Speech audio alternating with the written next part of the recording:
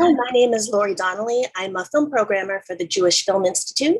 And for the past 41 years, they've been bringing you the best in Jewish cinema with the San Francisco Jewish Film Festival. And today we have two very special guests. We have the director of Conductor, Ms. Bernadette Wagenstein, and the subject, Marin Alsop. And I know you're joining us from Vienna today, so thank you so much for taking the time to chat with us. I just wanted to, thank you. I wanted to start from the beginning. I'm always curious how filmmakers and their subjects initially connect. So Bernadette, can you talk a little bit about that? Sure. So I moved to Baltimore, where I work at Johns Hopkins University. And when I moved there, people had already told me that I would really like to enjoy the BSO, the Baltimore Symphony, and that it was a top orchestra in the United States. And being from Vienna, I had high expectations. And so I went to see Marin, and I think it was Brahms first. I definitely know it was Brahms, but anyway, I saw her, and I was super taken by the music she was playing and conducting that day. Yeah, and then I also thought, wow, this is a female conductor. I hadn't seen many female conductors before, and I was, starting to get very interested in this topic. And I let Marin tell the other part of that story. Sure. Well, I was interested in trying to tell the story of women in my field, because it's not a story that, it's so often women's stories get sidelined, or, they're not focused on and not preserved. And I had met a woman in her 80s whose name I'd never heard. Her name is Sylvia Kaduf. And I met her in Lucerne. And it turned out that she was the first woman to conduct the New York Philharmonic, the Berlin Philharmonic. She was Bernstein's assistant in 1966, and I didn't even know her name. So I started out with the idea that I would like to get her story on film. And so I hired a small video team to come with me from Berlin and go to Lucerne and just film her. So I had this footage. And then I was chatting with the president of Johns Hopkins. We had dinner. And I was telling him about this experience. He said, well, you should talk to my provost and see if there's a connection to someone in our film department. And that's how it started. It was really serendipitous that we found each other. And it was because I work also at Hopkins University. And so we were connected by the provost. And we just immediately clicked. I thought Berna, and Berna really talked me into the idea that the story would be about women conductors and about our stories, but it would have to be through my experience, because that would be the only authentic way to do it. And finally, at the end of the film that Berna made, at the very end, we see Sylvia after a concert giving me a hug. So she is in there. She's in there like a Hitchcockian almost moment. Yeah. Yeah. And if I may just add to that, I really decided that, it was great that Marin gave me this insight into other, women conductors a generation older than she is, and obviously a more difficult time even. But then I also connected so strongly with her incredible story that I just wanted to take the viewers on that particular ride. And I believe strongly in, a character-driven storytelling. And I think we made the right decision, even though, it wasn't Marin who wanted to have, the story just told about her. But I do think that you really connect to her. And if you're interested then in the wider story of women conductors, there's definitely enough to learn about. That's fantastic. I know for somebody like me who has an interest in classical music, but always felt very intimidated by it. It didn't feel like it was a world for me. And of course, this is unspoken, but there are so many sort of obstacles that, that women in particular, you get these messages and sort of internalize them. So it's really exciting to see your story. Uh, thank you. of course. I'm curious, there must be a lot of corollaries between being a director of a film and the conductor of an orchestra. So in terms of, you're conducting groups of people for different ends.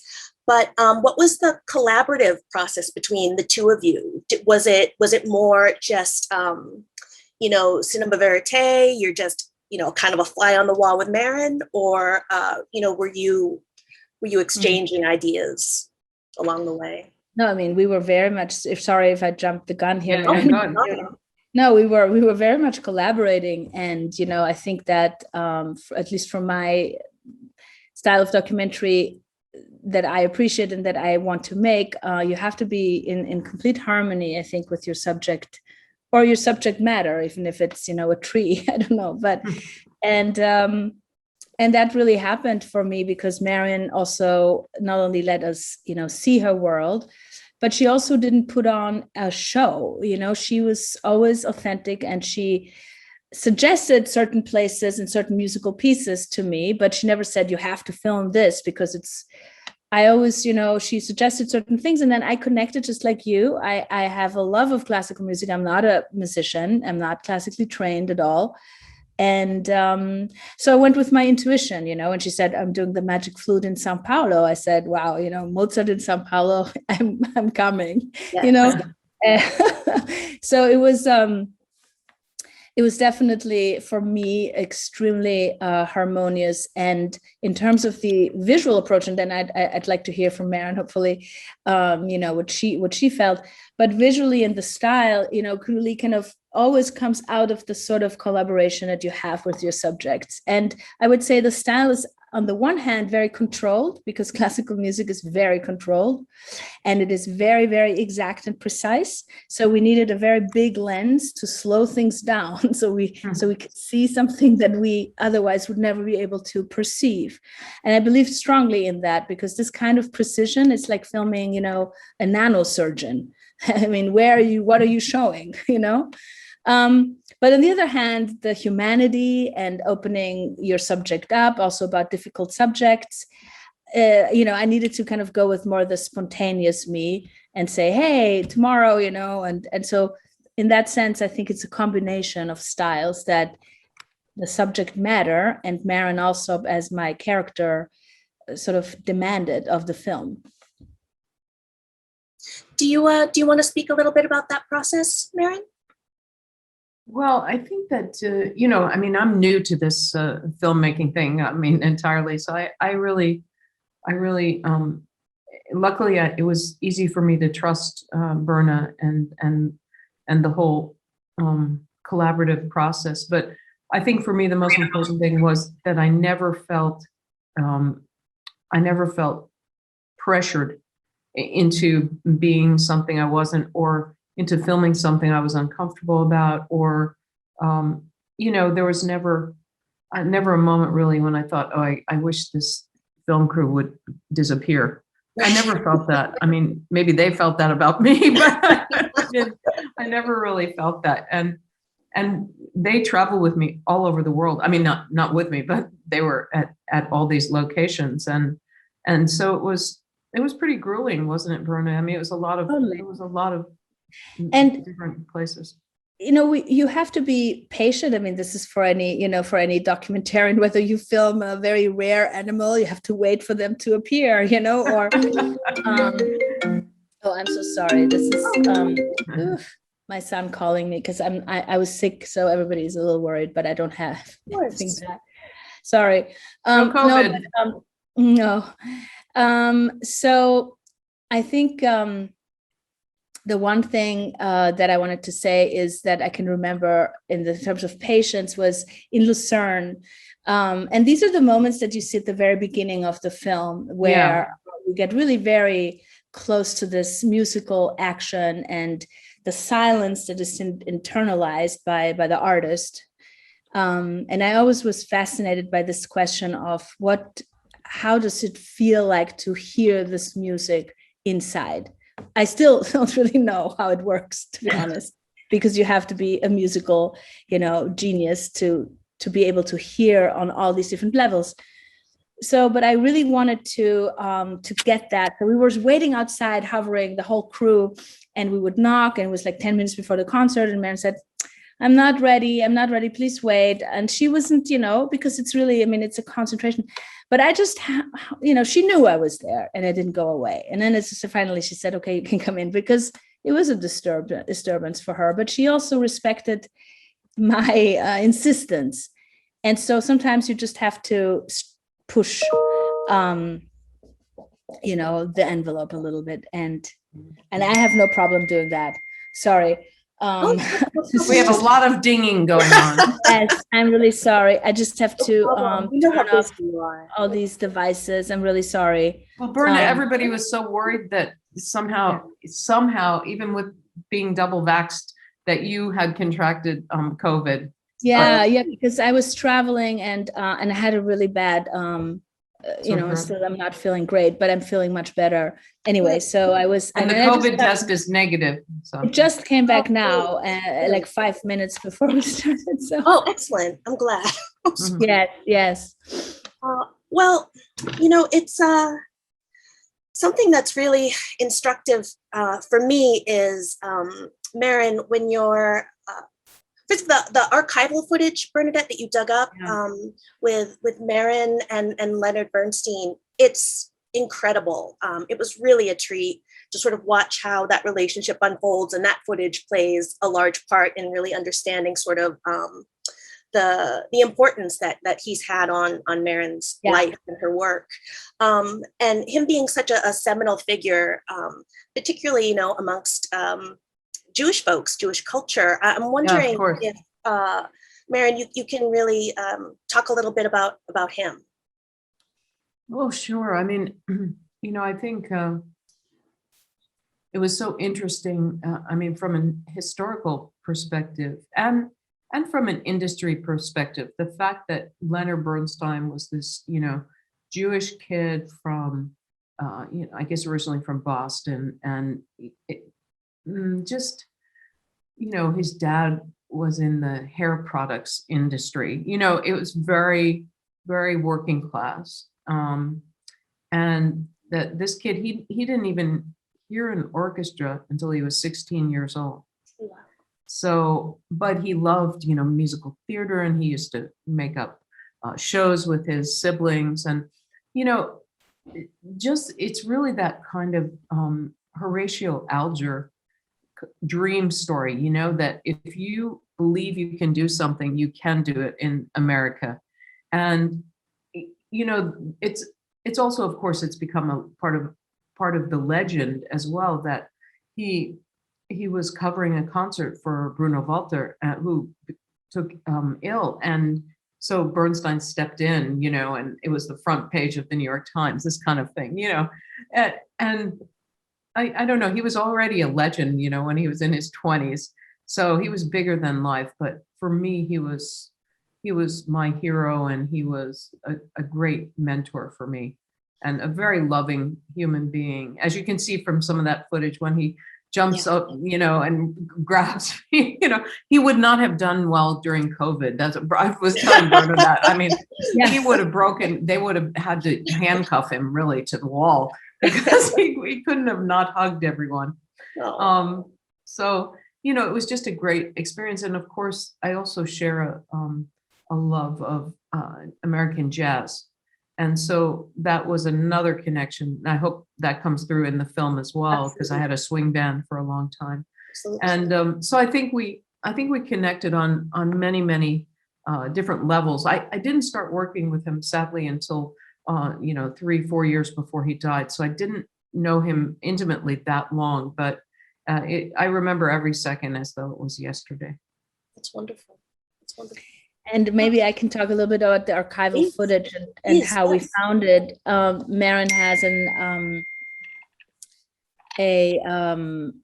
archive at Boston University, and we went there before COVID, during COVID, afterward we just asked the librarians to help us. But I spent really a long time there, and of course the footage that you're talking about in Schleswig-Holstein and the one, of course, in Tanglewood, where he's hugging her, those also circulate on YouTube, but we really went back to all the old VHS tapes, including ones that Marin had collected from, you know, her life. And yeah, and also there were a lot of just tapes that were made from our conducting classes or our rehearsals. You know, the quality is pretty bad. Berna had to do some magic with all that footage. Exactly. And so I really approached it as like storytelling. You know, I wanted to see what did she see and why did she collect, you know, this material. And then I saw that the way she was taught by Bernstein, she is teaching her students. You know, there was a connection there. And that's also how we treated this footage as, you know, as mentoring and mentee and continuing the story and this incredible knowledge that these maestri have, you know, over the music and how they pass it on. So for us in the editing room, really, with Stefan Fauland, our amazing editor, who's also a violinist, for us, it was a storytelling device. It was very important to get close to our characters' life. And the other thing about the Jewish content I want to add is that we very consciously chose, for instance, Gustav Mahler. We also have Copland. There's a lot of Jewish content in this film. And it was important to me to honor that, not least for what Marin says in the film, you know, that Bernstein and Mahler, all these incredible geniuses, were outsiders to the Austrian classical musical establishment. And what have they done, you know, to really create incredible work to enrich all of us, you know, not just the Austrians. So I think that was an important part for me as an Austrian citizen to take into account and to honor. That's wonderful, and it makes so much sense, Marin. It's such a pleasure to watch you interact with your students, and I know that particularly when a person, you know, reaches this level of prominence, that you know, there's sometimes a tendency to be very protective about it, because particularly, you know, as a woman carving out your own piece of pie here, you know, that scarcity sort of mindset. And you went completely the opposite way with your philanthropic work and all of the work that you do with kids and underrepresented groups. And I think it's amazing. So thank you for doing it. Thank you. I really do think, though, that, you know, the old saying that you receive much more from giving than getting, right? You know, it's a privilege, really, to be in a position to be able to give back, and really the joy and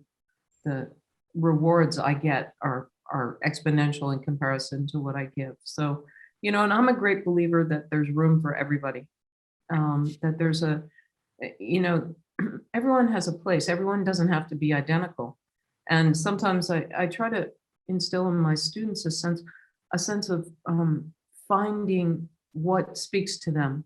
You know, if it's working with students, if it's working with kids, that is just as valuable, if not more so, than working with one of the top 5 symphony orchestras. You know, you may actually be influencing more lives that way than if you become a conductor of a major orchestra. So I really try to validate their passions. And I know. I'm sorry. Can I just connect what you just said to the anti-elitism, you know, that you mentioned at the very beginning, that is so clear in Marin's work, you know, and that's what excites me, is that she is able to communicate this complexity of this music, because that is how it was written in a time, you know, when there weren't, you know, Netflix shows or other things that people would consume, to really be understood and consumed by, you know, anybody. And that's what you said, you know, and not to be frightened by the elite if you don't recognize the composer in the first 20 seconds. Right. You know, and I, even though, you know, having grown up here and, you know, having probably a broader musical background, Marin, right, than maybe an average other American, but even I was a little nervous at the beginning and thought, oh, I hope I can recognize, you know, I know the fourth movement, you know, where this starts, looking at the score, you know, I mean, but there's no reason. It's like learning another language, and you would be embarrassed if you don't know every word. Certainly, certainly. Thank you so much for your time, Marin. I know that you have to run. She has some conducting to do. So thanks so much for joining us. Pleasure. Thank you. Thank you. We're excited to be included. Thank you. This is our Centerpiece documentary for lots of reasons, but particularly just the level of joy and